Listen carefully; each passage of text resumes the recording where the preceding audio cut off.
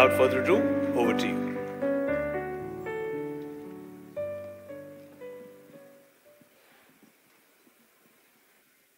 What a spectacular audience and what an amazing setting to be marking the 25th edition of ET Awards.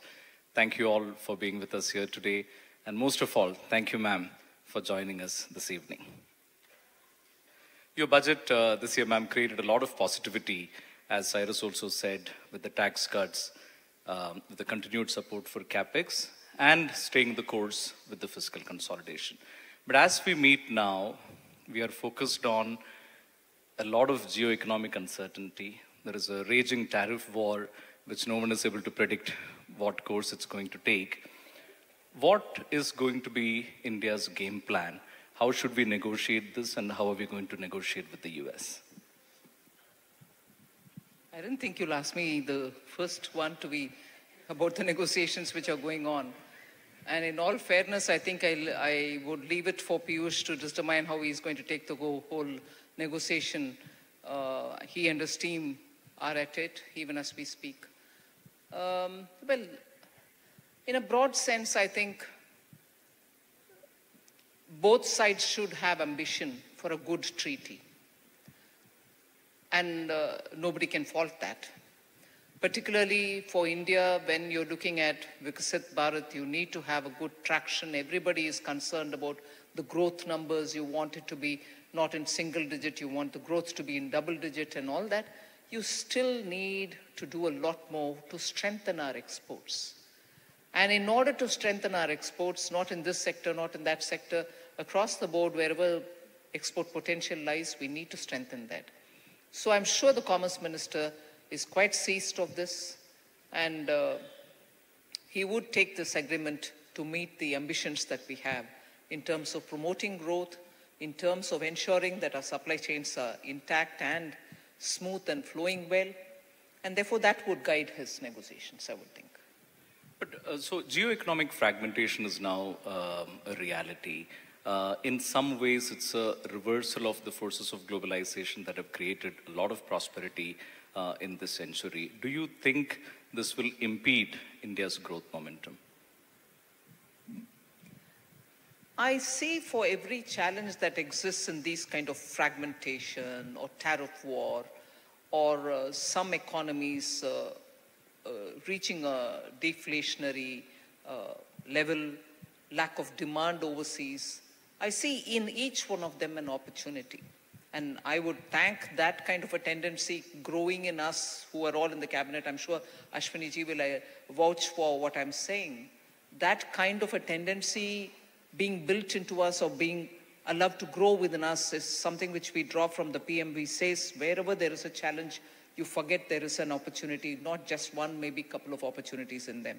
So I would think whether it is geo-fragmentation or supply chain disruption, or tariff wars, or strategic disruption to free flow of trade, or multilateralism now taking a different kind of a multipolar angularities. In each one of them, there is such opportunity for us, and it is for us to very smartly move to make sure that this is the opportunity that India was waiting for, and we should use it so that after all, it is another 22 years before we should reach the goal of a Viksit Bharat. So I'm sure every Indian is expecting all of us to move in that kind of a speed. Sorry to stick to trade on one more question. Now, while this sort of, while other countries also face offensive tariff action from the US, there is a very real chance that some of them could try and dump their goods in India. Is that an eventuality we are seriously watching against? Well, yes, you're already seeing signs of that. Dumping of excess inventory which is sitting with any country, you know largely who we are talking about. When such chances exist, we will have to guard ourselves against it. But how smartly we do that? Sorry, I'm sure some people are keeping a count on how many times I'm using smartly, but that's it. We need to be smart about these sort of things. So how carefully we can find a way to avoid the dumping, however much there is a layer of Indian manufacturers, small, medium-sized, who prefer cheaper inputs. But even then, the larger consideration should be to be able to give them the access to cheaper inputs, but not become a victim of dumping. These are the balancing kind of acts that we have to do, and that I'm sure many of you all will agree, but I would still say it here, we do it in consultation with the stakeholders. It's not as if we sit in Delhi, we plan for it, and then we do it irrespective of what the stakeholder wants. And in the stakeholder, they are not one block. Within them, there are sections which prefer complete stoppage of dumped goods, and some sections which prefer a calibrated approach on it. So government's task it is to make sure that we plan for it and balance everybody's interests. Ma'am, you've spearheaded major reforms in taxation, now in personal tax, but previously also in corporate tax. Is it time now to look at a more comprehensive or rationalization of GST slabs? The IMF has also advocated it. Well, I think we've started this exercise. In fact, at the time when we started it, I would say it was late 22 when we started this exercise of rationalizing the GST, for the rates, for the number of slabs, and on the other side for compliance and the process itself. So the twin-pronged approach to simplify GST was started late 22, early 23. Some people were saying you're not even allowing to settle for the GST to settle. After all, it was launched in 2017. You're already starting to revamp it. You're not allowing it to reach its normal course to see what is an average earning that you can get out of it per month. And so there was an element of discouragement, but we didn't stop it. There were different groups of ministers who were looking at it. And every time there is a state government election and there is a change of ministers, we revamp the committees. But that work has almost reached a finale. Now, at this stage, there is one more look that I've taken it upon myself. The groups have done excellent work, but I still have taken it upon myself to once more completely review each of the group's works and then probably take it to the council to see if we can come to a final conclusion on, yes, we agree on these, yes, we have changed these, but some more work is required in some other, so we'll take it to the next council and so on. So we are very close to coming to a final call on some of the very critical issues: reduction, rationalization of rates, looking at the number of slabs, and so on. Is there any possibility you can give us a glimpse into what is in store? Any more than you have said? I think I was very clear. Reduction in rate. And that is not as though we are now exploitatively high in rates. I've said this number number of times. At the time when the GST was launched, the revenue neutral rate was somewhere 15.8%. Meaning, in simpler terms, any one particular item of GST tax or any item on which GST is levied, if you would levy it at 15% rate, you would still not have increased the rate for the consumer, nor have you lost the revenue which has to come from it. You would get as much revenue, the burden will not be on the consumer. That was 15.8 on an average across the board. Since after the launch of GST until 23, we had already brought that 15.8 to 11.4, which means rates have come down. And 15.8, when it was launched, that average was itself lesser than what it was pre-GST. So let me dispel any doubting Thomases here that the GST has made life costlier after it was introduced. Item by item, I would challenge anyone to tell me if there is any one item for which the GST rate has gone up after the introduction of GST, and therefore, naturally, by inference, if 15.8 has become 11.4, it's only come down even further. So the clue that you want is it'll come down even further down. Fabulous. I think we can all, yes, applaud to this particular rationalization. Ma'am, let's come to the topic of private investment, which we have discussed at the ET Award stage last year as well. Analysts say private investment is happening, but it is somewhat narrowly focused on a few sectors. What would be your expectations for a more broad-based resurgence in private investment? I said this somewhere else. This question being asked to the government is actually being asked to the wrong entity. If industry wants to invest, or industry is investing, or industry, as you say, is investing only in some sectors and not in others, or it has to broad base, these are all commercial decisions. It is for industry to speak about it. And I'm not asking them to give on your behalf, because I've not asked anything since you're asking this question. I'm not asking them to say why they are or why they are not. But I'd certainly like them to talk about things about investment. After all, if they don't speak out, how is the government to have any clue on how things are moving? And if we don't hear it from the horse's mouth, who else would we rely? Somewhat I will hesitate to rely on media on this. Shrutijit has not caught me. I'll take half a moment to recover from that. Ma'am, the Prime Minister has spoken about a deregulation commission. You have spoken about it in the budget as well. What is the kind of body we are envisaging? Is it going to be a permanent body? Is it, what is its role going to be? At the moment, I have not thought about having a permanent body. The initial exercise is to see, for financial sector, you have the FSDC, but for the non-financial regulator, and there are several of them. And between the regulators, many things fall between the stool, and many of the end users or the people who are being regulated do have a difficulty as to who should they approach. This one or that one, and in between, they are just left unguided. And this is one of the very benign issues on which inter-regulatory bodies coordination is necessary.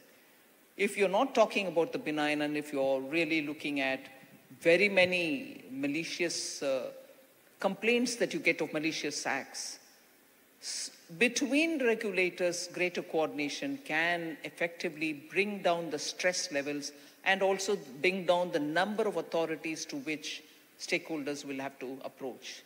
So to simplify and to avoid overlaps, you need to have a interdepartmental or interregulatory understanding and drawing of very thin lines. Otherwise, it becomes huge iron curtains which people can't pierce through. Ma'am, I'll now come to the question that perhaps you might have expected me to ask in the beginning. The stock markets are seeing dizzying volatility. What is your prognosis for the reasons, and how do you see a path towards more calm markets playing out? It's like asking, will the world be calm? Will the wars come to an end? Will the Red Sea be safer? Will there be no sea pirates? Can I comment on it? Or any one of you all would like to comment?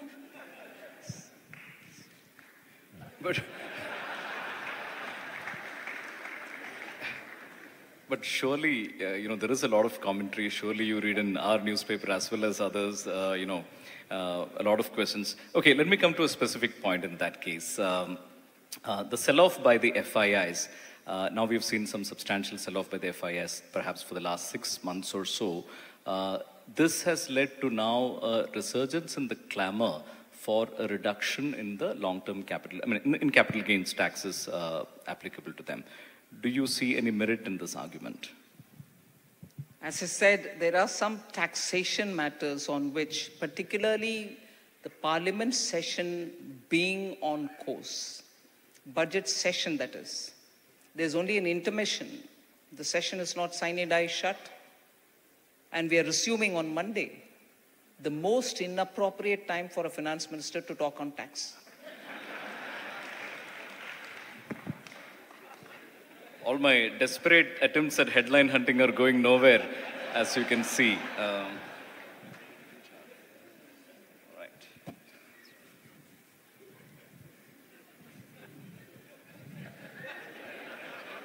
I won't even try to drag you anymore into this markets question. It's quite clear that you don't wish to sort of deliberate on it.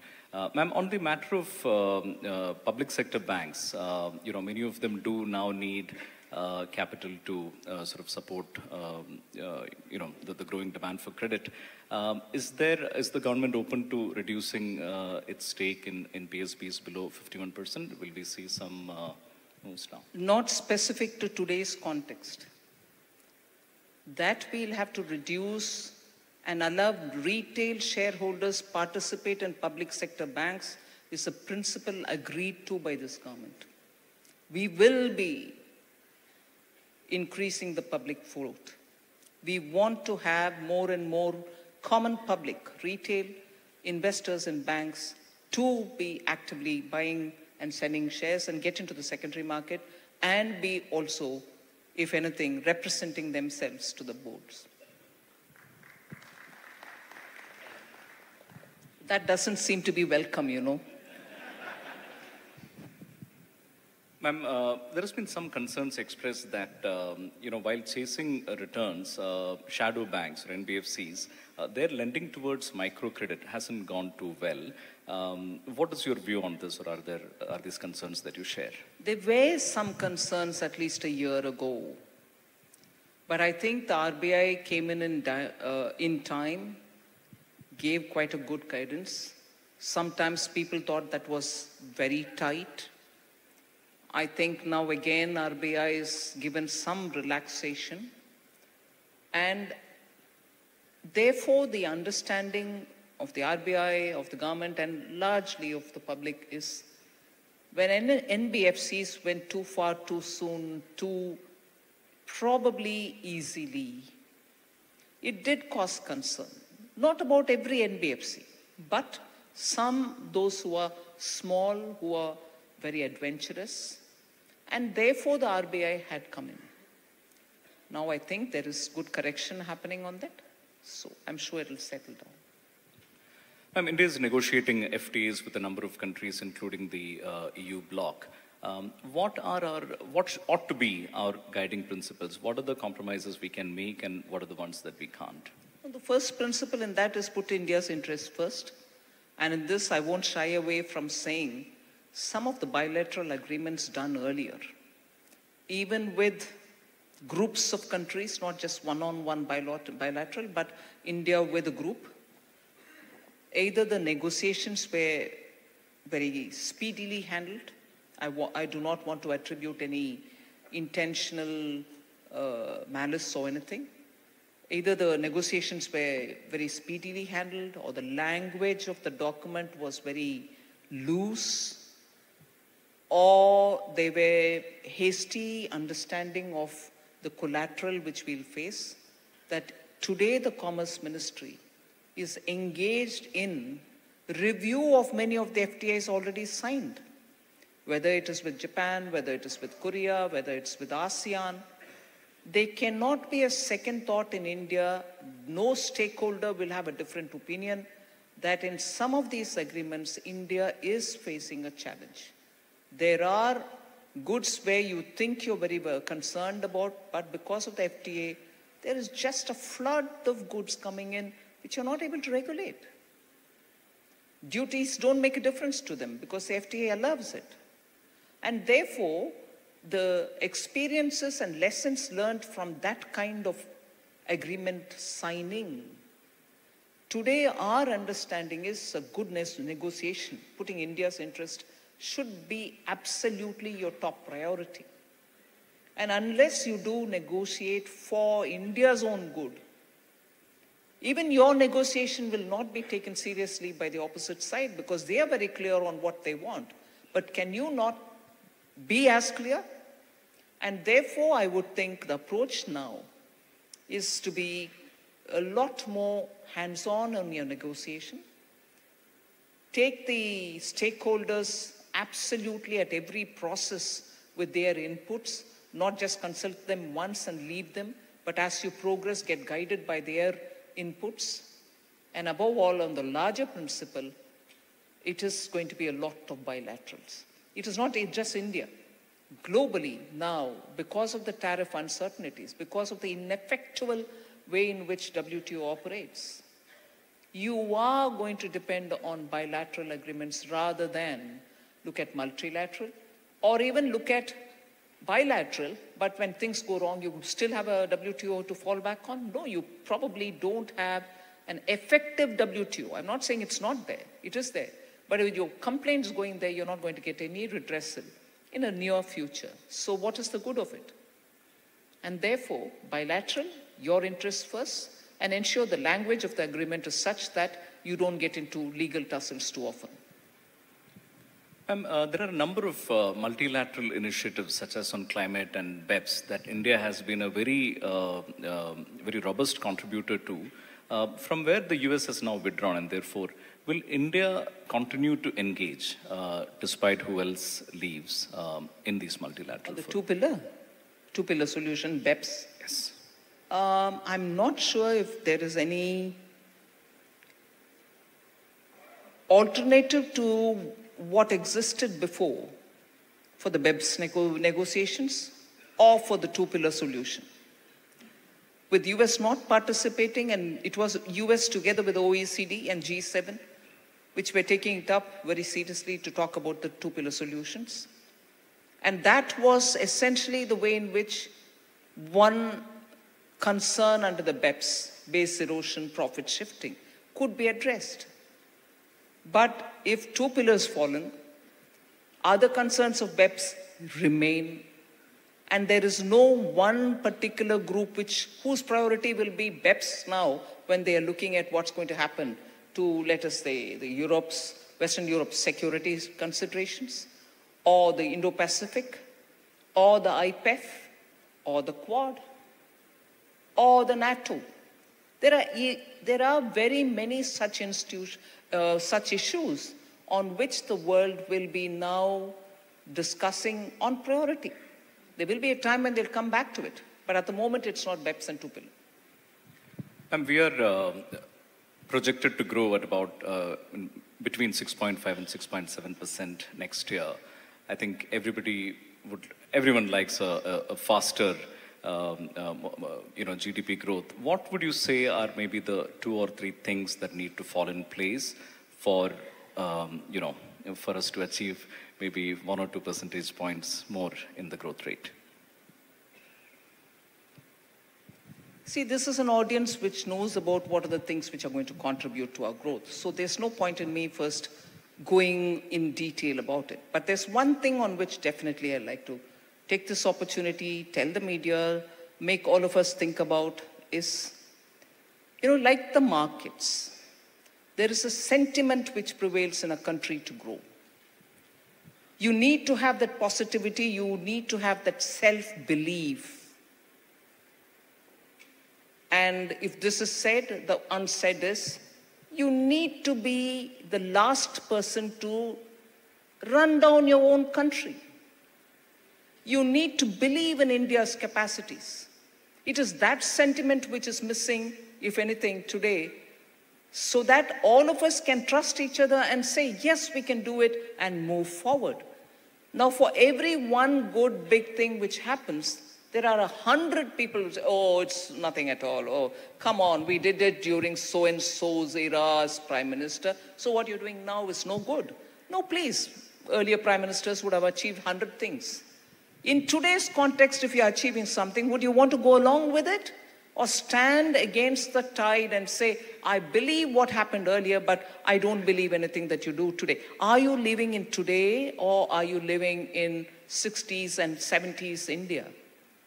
We saw what happened in those ages. I'm not denying any achievements of any prime ministers of the day. But today, with the given challenges, and with the kind of sustained growth that we are showing, and not just Indians saying it, you may question MOSPI's data, you may question anything.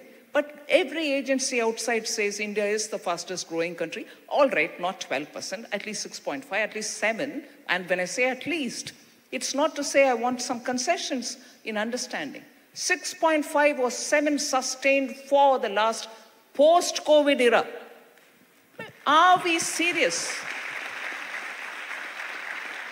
And there is not one sector which is also, not growing or which is lagging behind. Periodically, you can always come up automobile sectors in difficulty. They're sitting with inventory. Some other sector.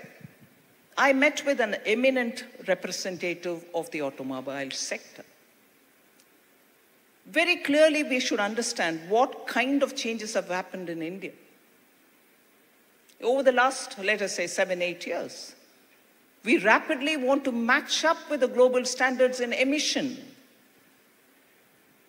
Europe, after having achieved a certain level of per capita income, says my level of emission will be this.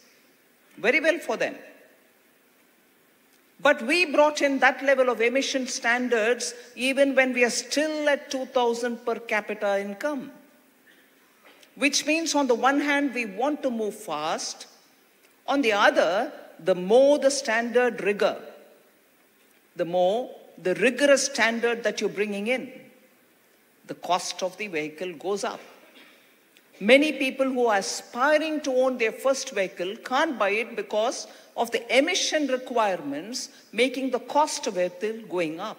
I'm not saying emission standards should not be followed, but let us understand that jacks up the cost.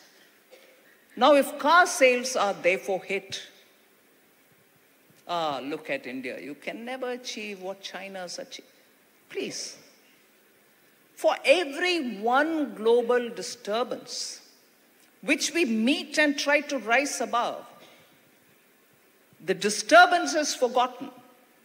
But the rigor with which you're going forward is the question. Oh no, but post-COVID, K-shaped recovery, B-shaped recovery, C-shaped. Ring all the alphabets you want, but we're moving forward, aren't we? So my expectation, other than everything else, banks will have to be robust, credit will have to be available, fuel cost will have to be low, more funds will have to be available for small and medium industries. The rigor with which you want to have ease of doing business should also trickle down to states. Your municipalities and local bodies will have to do well. All that said, sentiment, please. If sentiments can govern our markets and therefore all of us feel buoyed at one point and completely watered down on the other, so is the economy. In spite of the achievements, if we go on naysaying, our youth are not going to hold us easily accountable. They will put us through the grind, saying, what are you all doing? Startups have proven to us in the last 5 years, against all odds, how they can progress and how they've made India the third largest ecosystem. Ashwini spoke about it. If they are able to do that, shouldn't all of us try and do this and make India do faster, grow faster? I would strongly pitch for an optimistic tenor, and not when we are not really growing at all. Fastest growing last 3-4 years continuously. At this time too, we don't want to be optimistic. The message is loud and clear, and with that we come to the end of this session. A big round of applause to our always wise, always candid Finance Minister, Nirmala Sitharaman ji. Thank you so much, ma'am, for being with us. Thank you as always, Nirmala ji, for sharing your insights, your candid assessment, and your very reassuring reading of India and the world.